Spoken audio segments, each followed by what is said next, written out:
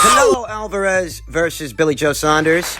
Let's talk about it. I want to say that there were one or two close rounds in this fight, one or two. I want to say that which rounds I gave to Canelo Alvarez, which rounds I gave to Billy Joe Saunders had a lot to do with not just defense, but offense, output. The name of the game is hit and not get hit. Hit and not get hit. So a few exhibitions of Billy Joe Saunders' defensive prowess were not enough to have him up on my card. Fuck out of here. These days, you get a guy who goes out there, slips a couple of shots. Rolls a couple of shots. Gets under and or around a couple of shots. You're going to have guys thinking he's winning the rounds just for doing that. When it's about hit and not get hit. The balance of offense and defense. At the time that Billy Joe Saunders decided to retire in his corner, I had to fight. But 5 rounds to 3 in favor of Canelo Alvarez to 6 rounds to 2 in favor of Canelo Alvarez. How anyone could have had Billy Joe Saunders up at the time that he decided to retire in his corner is inconceivable to me, because while Billy Joe Saunders did display his defensive prowess in terms of offense, in terms of output, there just wasn't much there. Landed. I think that Billy Joe Saunders' best rounds in the match would have to be rounds 5 and 6, with rounds 7 and 8, especially the 8th. Very dominant round for Canelo Alvarez. I'd have to say that Billy Joe Saunders' best rounds in this fight were rounds 5 and round 6. He may have picked up one more round before that. Might have, but most. That would bring the match to 5 rounds to 3 in favor of Canelo Alvarez. You talk about the aesthetic of the match, what we saw, I have to say that Billy Joe Saunders was not as mobile, not as fleet of foot as I expected him to be. I expected a lot more lateral movement from Saunders than what we got. To Billy's credit, he tried to establish dominance in the pocket, tried to assert himself. He didn't move around as much as I thought he would. Say that Billy Joe Saunders, oftentimes in this match, showed the lead hand, tried to put it to good use, but couldn't find a home with it. It did not serve as a deterrent for Canelo Alvarez to keep him outside of his sweet spot from the opening round to the 8th and final round, where the contest ended. Canelo Alvarez made a conscientious effort to go to Billy Joe Saunders' body and keep going to the guy's body. And if the guy's close enough to you that he can go to your body, consistently keep going to your body, there's one of two things going on. It's either he's slipping and sliding his way past your jab, or he's absorbing it on the way in. Take one to give one. And we all know that that was not the aesthetic of this match. It wasn't. Billy couldn't find a home for that jab. Don't get me wrong, he definitely threw some jabs. And he might have landed a few, but as far as the usage of the lead hand to establish distance control, Billy Joe Saunders failed to do that. Because Canelo stayed with him the whole time. Close enough to land body shots regularly. Inching forward in that high guard, catching shots on the arms, catching shots on the gloves, backing Billy Joe Saunders off into those ropes. Because Billy wasn't getting there on his own. A few exchanges here and there that I feel that Canelo Alvarez got the better of, and you notice the conscious effort to the body that Canelo Alvarez was making. He always made it a point to target Billy's midsection. Take the air out of the tires, which is what I was expecting. I think the best way to put it is that Billy Joe Saunders tried with a lot of shots. It's not even that he wasn't throwing, it's just that a lot of what he was throwing wasn't actually landing. Good number of Billy Joe Saunders' shots were being caught on Canelo Alvarez's arms and gloves, and what didn't land on Canelo Alvarez's arms and gloves got slipped and weaved all together. It was a situation where it's not even that Billy's not throwing. He's definitely throwing. He's just not getting a whole lot done out there with what he's throwing. Whereas when Canelo throws, when he lets his hands go, they're eye-catching shots that you don't have to look too hard to see. You don't have to look for it. The work is clean, the work is tidy, and it's efficient. He doesn't really waste a lot of punches. Canelo's uppercuts were the star of the show, and Canelo's uppercuts, that's what did Billy Joe Saunders in. That's what smashed his face. So you saw more body work from Canelo Alvarez than anything else from the opening round to the 8th and final round where the contest ended. However, it was Canelo's uppercuts that did the most damage to Billy Joe Saunders. That was evident in the 8th. Tell you, it felt like everything that Billy absorbed up until that point, finally caught up to him in the 8th, which was the most punishing round for Billy, where Canelo got off some very eye-catching body shots, eye-catching uppercuts. It was all downhill for Billy in the 8th round, and that's why he didn't bother to come out for the 9th. Very entertaining fight. Competitive in spots, and I like that a good chunk of the fight was fought within striking distance. I like that a good chunk of the fight was fought in the pocket, that Billy didn't move around as much as I expected, though you have to wonder, had he moved around a little more, would that have not bought him a bit more time? If he would have fought long distance. Gave himself a little bit more room, because the majority of the shots that Canelo Alvarez landed on Billy Joe Saunders were shots that you land within close quarters. These weren't straight shots. These were hooks. These were body shots. These were uppercuts, the kind of punches to where you have to be close to the guy in order to get them off. That was as a result of Billy Joe Saunders attempting to establish some kind of dominance in the pocket. That just didn't happen for him. Got his fucking eye smashed in. Which brings us to the next part of our discussion. Billy Joe Saunders retiring in his corner, i.e., Billy Joe Saunders quit. Billy Joe Saunders quitting in his corner. He's in the corner and the next is being called. Can you just sort of give me a bit of... Yeah, well, listen, we think he's got his eye socket was caved in and he couldn't see. So, I didn't get the response I wanted from him, so, you know, it's tough business, this business, and, you know, it was frustrating, really, because I felt that he was growing into it, but, yeah, so I had to pull it.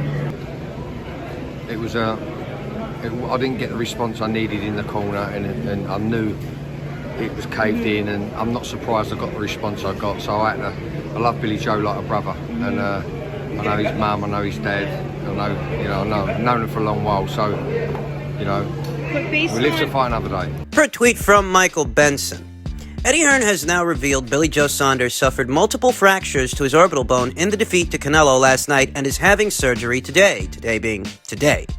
He said this serious injury is a quadrupod fracture. Did Billy Joe Saunders quit? By leaving the decision as to whether or not to carry on, by leaving that decision in Mark Tibbs' hands, his trainer, as opposed to his own, can you characterize that as Billy Joe Saunders quitting? Yes. That's the question.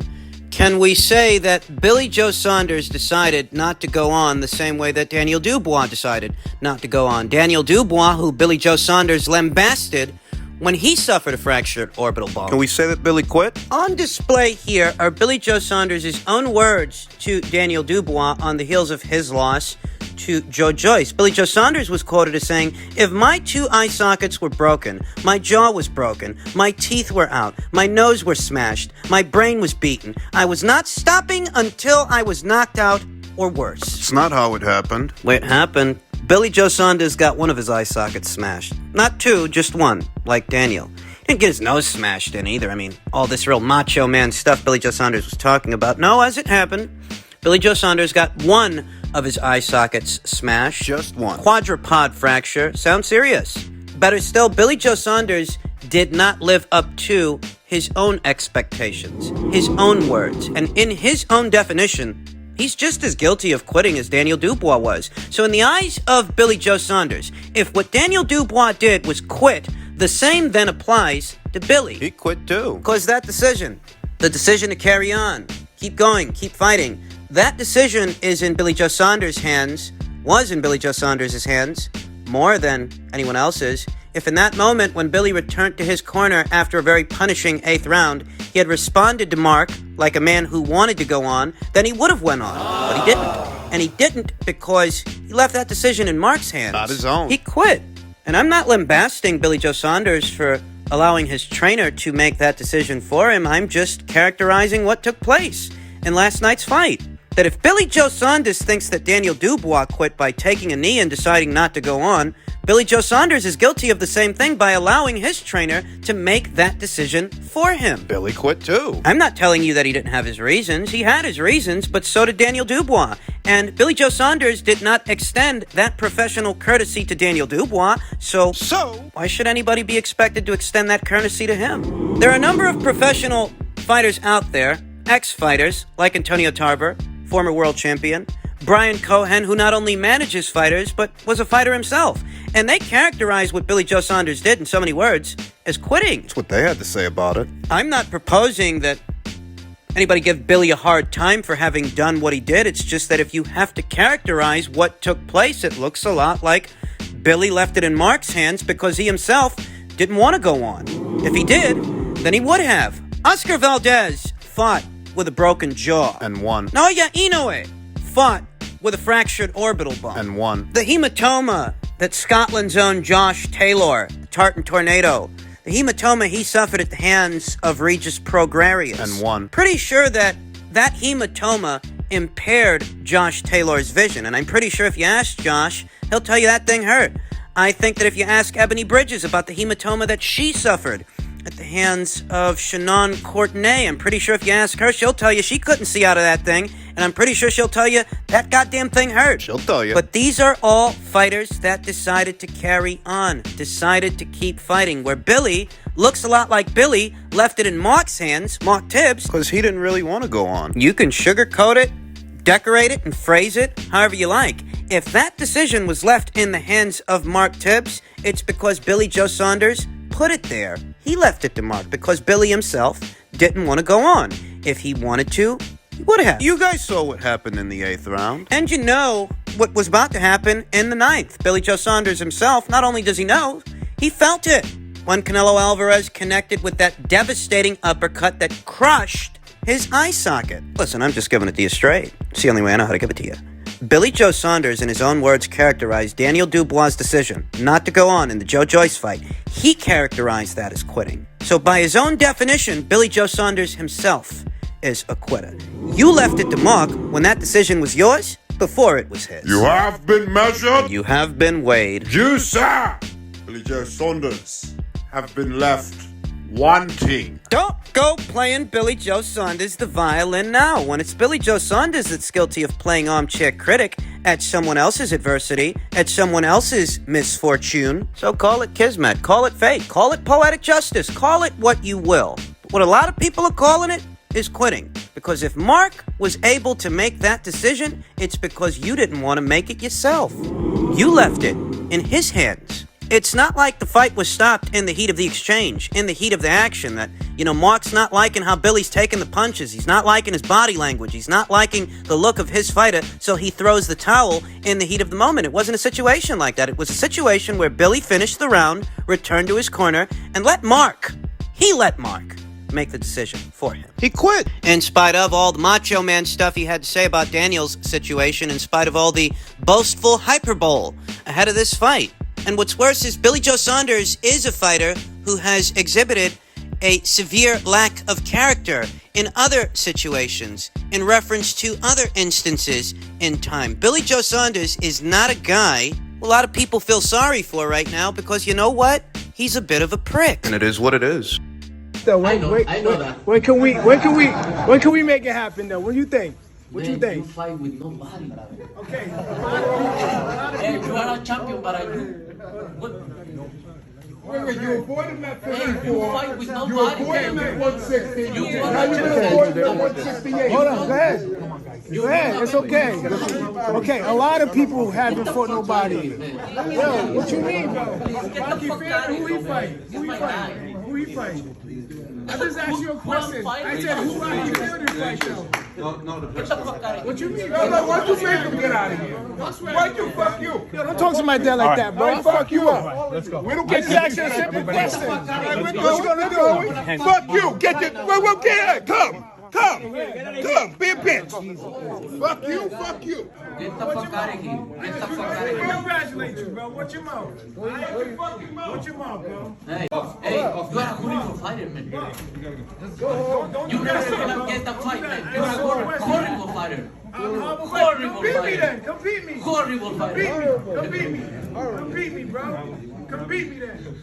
Okay, next question. Beat somebody first. Beat somebody first yourself. You want payday. I know that. Watch your mouth, bro. Watch your mouth. I see you was on. Yeah. I see you outside. Yeah, man. Listen, it's not that I don't want Demetrius Andrade to get the fight. It's not that I don't want Jermall Charlo to get the fight or David Benavidez to get the fight.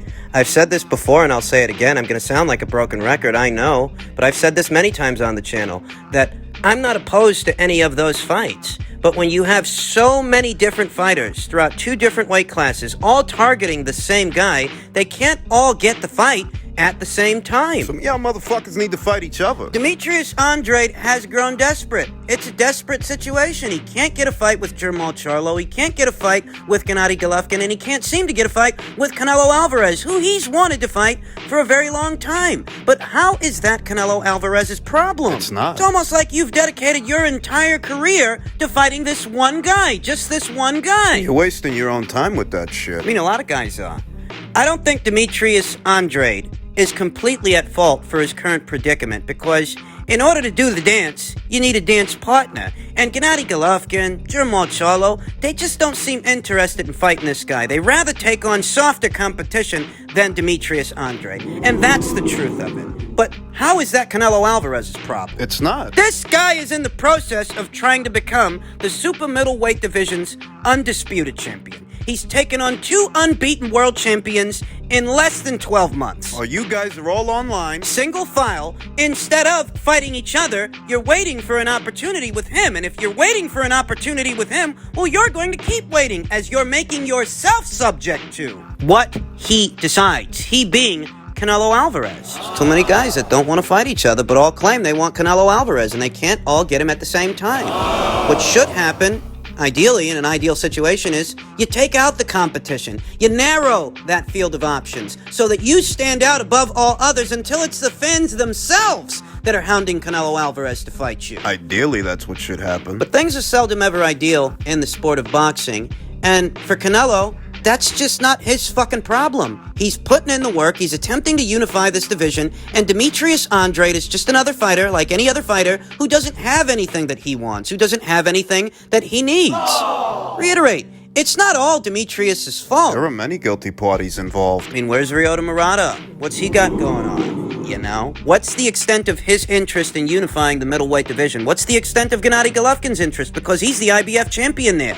Jermall Charlo as well. He's the WBC champion. I mean, none of these fucking guys seem all that interested in fighting Demetrius Andrade. Or maybe Jermall wants Gennady, and maybe Gennady wants Ryota Murata, but none of them seem to want Demetrius Andrade. That's the look of the situation. And in spite of that, is that really Canelo Alvarez's fault? Is that Canelo Alvarez's problem? Is he supposed to feel sorry for you? I hate to say this, but Demetrius Andrade finds himself in a pinch. And it's not all on him. It's not all his fault. But even if it isn't, how is that Canelo Alvarez's problem? It's not. He'll fight you when he feels like it.